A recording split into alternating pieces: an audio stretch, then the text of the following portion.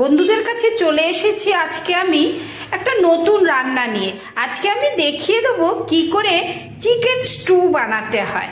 এই দেখো, chicken stew বানাতে কি কি লাগছে তোমাদের সেটা আমি আগে দেখিয়ে দেবো। প্রথমেই লাগছে, এটা আমি 400 মতো মাংস আছে আমার, 400 450 মতো মাংস এইরকম পরিষ্কার আমি ধুয়ে রেখেছি।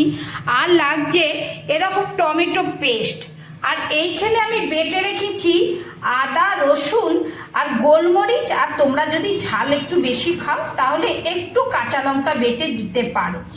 অল্প, খুব অল্প, এটা আমি 6-7 কোয়া রসুনও দিইনি, 6 কোয়া রসুন দিয়েছি, অল্প একটু আদা দিয়েছি আর গোলমরিচ দিয়েছি।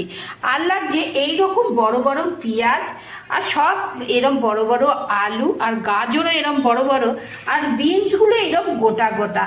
বন্ধুরা জানো তো, স্যুপের চিকেন স্টুর সব কিছু বড় বড়ই কাটতে হয়।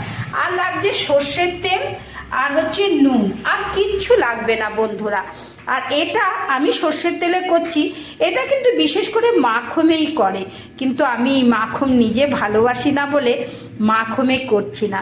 এই দেখো আমার কড়া গরম হয়ে গেছে, আমি প্রথমেই দিয়ে দেবো অল্প একটু তেল, এতে খুব অল্প তেল লাগে, চিকেন স্টুটা খেতেও ভালো লাগে, খুব অল্প। এই দেখো বন্ধুরা, এইটাই মনে হয় হিসেব মতন বেশি হয়ে গেল, আরও কম তেল দিলেও অসুবিধা হতো না। তারপরে আমি দিয়ে দেবো এর মধ্যে কিচ্ছু ফোড়ন টোড়ন কিচ্ছু নয়, খুব ভালো খেতে লাগে এরকম বড় বড় করে সবজি দিয়ে। তেলটাকে আমি একটু এরকম নেড়ে গরম করে নিলাম, তারপরে আমি দিয়ে দেবো এইরকম বড় বড় পেঁয়াজগুলো। এই দেখো বন্ধুরা, পেঁয়াজ দিয়ে দিলাম, খুব খেতে ভালো লাগে এরকম করে রান্না করে দেখবে। রান্নার যদিও এক একজনের এক এক রকম, এটা কিন্তু ভীষণ ভালো খেতে হয়। আর পেঁয়াজটাকে আমি খুব হালকা করে ভাজবো, এটা লাল লাল করার দরকার নেই, সামান্য একটু ভাজা হয়ে গেলেই হয়ে যাবে। এই দেখো বন্ধুরা, পেঁয়াজটা খুব হালকা করে একটুখানি নেড়ে নিয়েছি।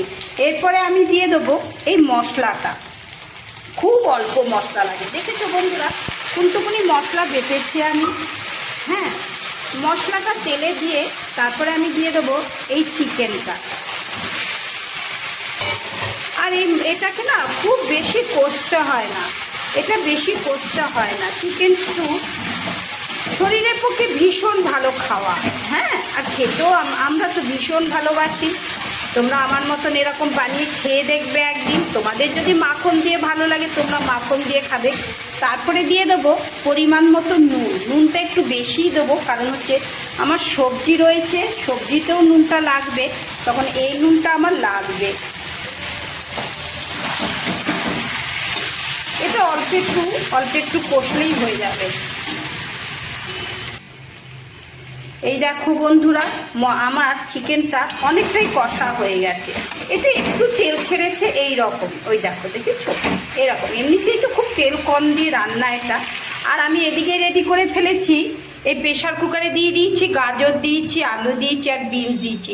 আর টমেটোটা বন্ধুরা আমি না কষাবো না, টমেটোটা আমি এর মধ্যে এরকম করে দিয়ে দেবো।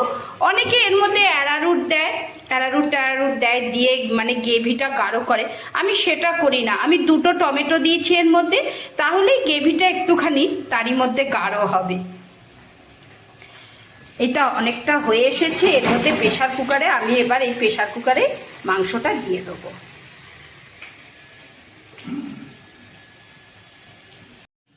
এই দেখো বন্ধুরা, মাংসটা এবার আমি প্রেশার কুকারের মধ্যে ঢেলে দিচ্ছি।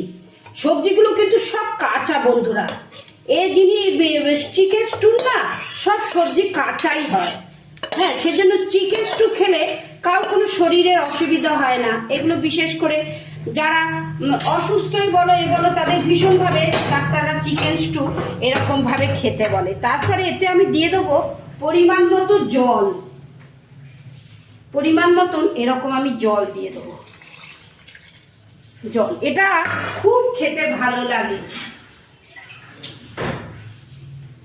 জলটা খুব যে বেশি দেবো তা নয়। এই দেখো বন্ধুরা, জলটা তোমরা তবু দেখে নাও আমি কতটা জল দিয়েছি।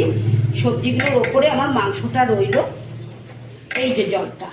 এইবার এটাকে আমি, এটা হয়ে গেল, এবার এটাকে আমি চাপা দিয়ে দেবো। দেখলে বন্ধুরা, এই দেখো জিনিসটা এইরকম। হ্যাঁ, এবার প্রেশার কুকারটা আমি চাপা দিয়ে দেবো। এটা আমি হওয়াবো 3টে স্টিম দিয়ে, আর একটু ফিস করে এটাকে আমি হওয়াবো। আমার রেডি হয়ে গেল। এই দেখো চিকেন স্টু। এটা খুব হালকা, খেতে খুব ভালো লাগে বন্ধুরা। এরকম করে বানিয়ে খেয়ে দেখবে। এই দেখো, এইটা আমার হয়ে গেল। খুব সুস্বাদু খেতে হয়। এটা আমি কিরকম করে করেছি দেখো বন্ধুরা, কিরকম করে করেছি, তোমাদের ওটা আমি ছেড়েছি। এই রকমভাবে রান্না করবে চিকেন স্টু।